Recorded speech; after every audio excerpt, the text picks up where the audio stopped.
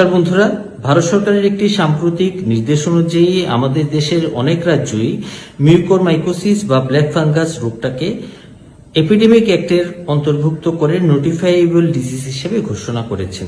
এতে অহেতুক আতঙ্কিত হওয়ার কোনো ব্যাপারই নেই, কারণ এই এপিডেমিক অ্যাক্টের অন্তর্ভুক্ত আরো যে রোগগুলো আছে সেগুলো কিন্তু আপনারা সবাই জানেন, যেমন টিউবারকুলোসিস, কলেরিয়া বা ডিপথেরিয়া।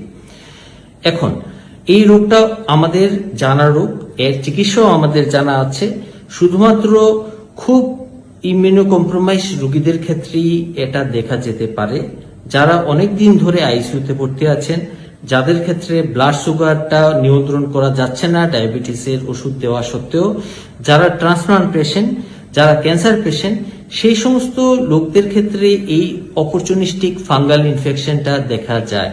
এবং অবশ্যই এটা সিরিয়াস একটা ইনফেকশন, কিন্তু প্রাথমিক পর্যায়ে যদি ভালোভাবে ডায়াগনোসিস এবং চিকিৎসা করা হয় তাহলে এই রোগটা সেরে যায়। তাই সাধারণ মানুষ এটা নিয়ে অহেতুক আতঙ্কিত হবেন না।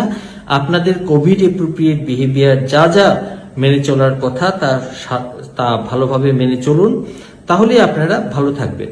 এবং আমি এটাও বলতে চাই যে এই মিউকরমাইকোসিস বা ব্ল্যাক ফাঙ্গাস রোগটা কিন্তু শুধুমাত্র ভারতেই এসেছে এমন নয়, এটা সারা বিশ্বে বিভিন্ন জায়গাতে যে সমস্ত রোগীরা ইমিউনো কম্প্রোমাইজ আছেন বা যারা অনেক দিন ধরে আইসিইউতে ভর্তি আছেন তাদের ক্ষেত্রে কিন্তু দেখা যায়। সবার ক্ষেত্রে নয়। আপনি কোভিড পজিটিভ হলেই আপনার মিউকরমাইকোসিস বা ব্ল্যাক ফাঙ্গাস রোগটা হয়ে যাবে এমনটা কিন্তু ভাববেন না। কোভিড পজিটিভ যে সমস্ত লোকেরা আছেন তাদের মধ্যে 80% লোকরাই অ্যাসিম্পটোমেটিক, তাদের কোনো চিকিৎসারই দরকার নেই, তারা শুধু হোম আইসোলেশনে থাকলে সারে। এবং যে বাকি 20% লোকরা আছেন তাদের 15% ক্ষেত্রে চিকিৎসার দরকার।